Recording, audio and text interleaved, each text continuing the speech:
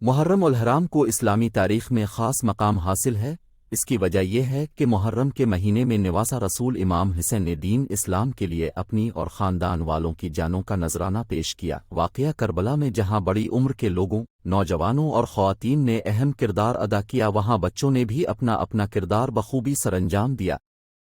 واقعہ کربلا میں حضرت امام حسین کی بیٹی حضرت سکینہ نے تمام سفر تکالیف، بھوک پیاس اور دوسرے مصائب کو برداشت کیا۔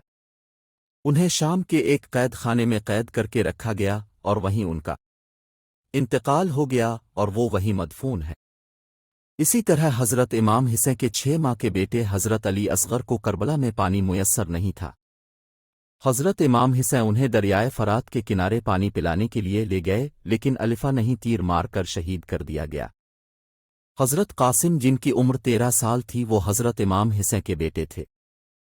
انہوں نے بھی کمال بہادری سے لڑتے ہوئے میدان کربلا میں دین خدا کے لیے جان قربان کر دی۔ حضرت امام حسین ان کی لاش کے ٹکڑے خیمے میں لے آئے۔ حضرت اون اور حضرت محمد امام حسین کی بہن حضرت زینب اور حضرت عبداللہ بن جعفر طیار کے بیٹے تھے۔